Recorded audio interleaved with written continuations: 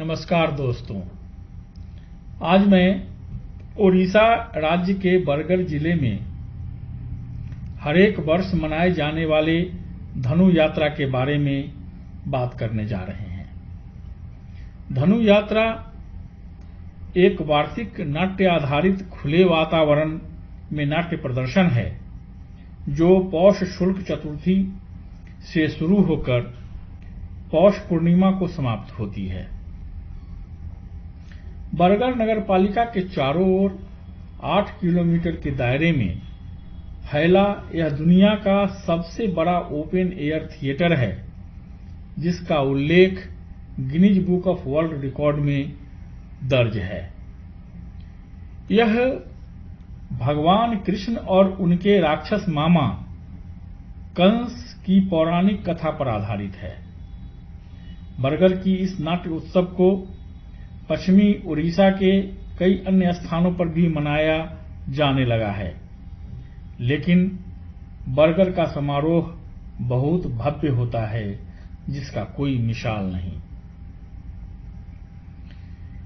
यह कृष्ण और बलराम के अपने मामा कंस द्वारा आयोजित धनु समारोह को देखने के लिए मथुरा की यात्रा की घटना के बारे में उद्धृत है।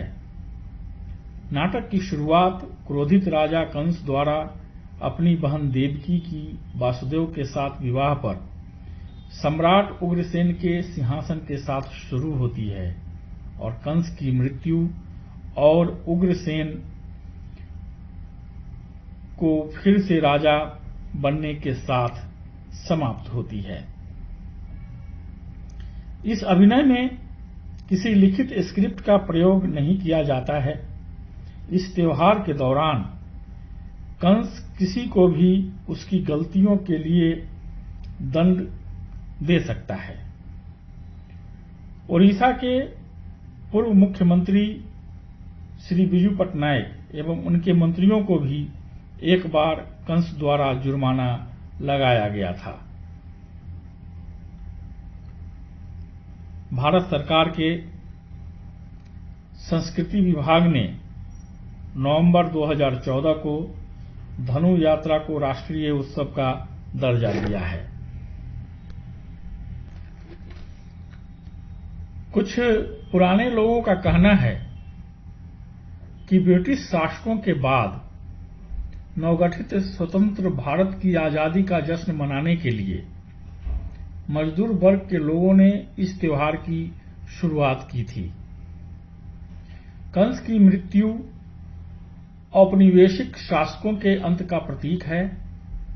यह उत्सव के दौरान बरगढ़ का मुख्य नगर पालिका क्षेत्र मथुरा नगरी के ऐतिहासिक शहर में बदल जाता है।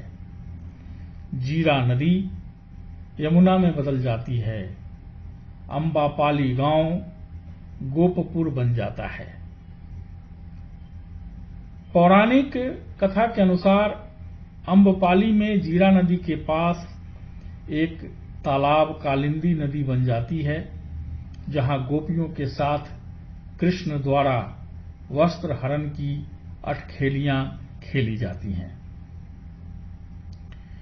वर्ष 2005 के बाद से निशामणि स्कूल ग्राउंड को रंगमहल त्योहार के सांस्कृतिक मंच के रूप में इस्तेमाल किया जाता है।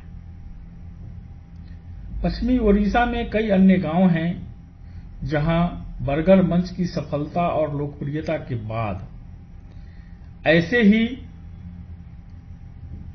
नाटकों की शुरुआत की गई है।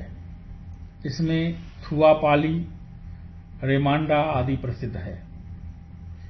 शहर के बीचों बीच स्थित दैनिक सब्जी मंडी उत्सव का मुख्य मंच बन जाता है। अस्थायी मंच बांस, कपड़े तथा अन्य सजावटी सामग्रियों का उपयोग करके बनाया जाता है। बाजार की दुकानों की सीमेंट और कंक्रीट की छतें मुख्य मंच का काम करती हैं। सांस्कृतिक दल राजा कंस की उपस्थिति में यहां प्रदर्शन करते हैं, जिसमें बच्चों से लेकर बूढ़े और उत्सुक दर्शकों एवं गणमान्य लोगों को आमंत्रित किया जाता है। दैनिक बाजार के पिछले क्षेत्र में त्योहार के प्रारंभिक बिंदु का ऐतिहासिक स्थल है, जहां वास्तविक त्योहार शुरू होने से कुछ दिन पहले से ही पवित्र मस्तूल बनाया जाता है। ऐतिहासिक रूप से इस स्थान का उपयोग कलाकारों के संचार नृत्य द्वारा किया जाता रहा है। यह नृत्य विघटित और विलुप्त होते जा रहे विरासत को स्मारित करने का एक जरिया है। इस नृत्य शैली के कुछ ही पुराने कलाकार बचे हैं, जो आज भी हर साल प्रदर्शन करने आते हैं। यह नृत्य गांव के दर्शकों को मनोरंजन, प्रश्नोत्तर आदि से जोड़े रखने के लिए दिन रात चलता रहता है, ताकि लोगों में उत्साह बना रहे। त्योहार के दौरान पास के गांव अंबापाली को गोपपुरा के रूप में प्रस्तुत किया जाता है। ग्रामीण अपने घरों को पौराणिक कथाओं के अनुसार चित्रित करते हैं और भगवान कृष्ण की विभिन्न कहानियों को दर्शाते हुए दीवारों पर हाथ से चित्र बनाते हैं। गांव के लगभग सभी दीवारों पर काव्य छंदों का लेखन भी होता है। पश्चिम की ओर से मुख्य नगर की ओर बहने वाली जीरा नदी इन 10 दिनों के लिए जमुना नदी में परिवर्तित हो जाती है। नाटक के 3 दिनों में नदी का प्रयोग किया जाता है, जब कृष्ण का जन्म होता है और वासुदेव कंस के हत्यारे हाथों से सुरक्षा के लिए अपने पुत्र कृष्ण को राजा नंद के घर छोड़ने जाते हैं। नदी के किनारे गोपियों के साथ कृष्ण की रासलीला के दौरान और जब कंस के मंत्री अक्रूर मथुरा शहर में कृष्ण बलराम दोनों भाइयों को धनु यात्रा दिखाने के लिए लाते हैं। 2009 से 2015 के धनु यात्रा में श्री ऋषिकेश भोई जी ने लगातार कंस का अभिनय किया है।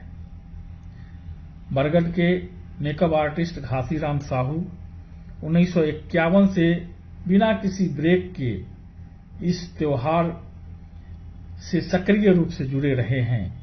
वे 31 जुलाई 2015 को 84 वर्ष की आयु में इस दुनिया को छोड़कर चले गए। उन्हें इस नाटक के प्रमुख अभिनेता कंस को अनोखा अत्याचारी रूप देने का श्रेय जाता है। फिलहाल कोरोना महामारी के कारण विगत 2 वर्षों से यह उत्सव नहीं मनाया जाता है, लेकिन यह उत्सव पश्चिम उड़ीसा के आबाल वृद्ध वनिता के रोम में बसा है। तो दोस्तों, आज के लिए इतना ही। फिर कल मिलेंगे एक नए वीडियो के साथ। तब तक के लिए नमस्कार। जय हिंद, जय भारत।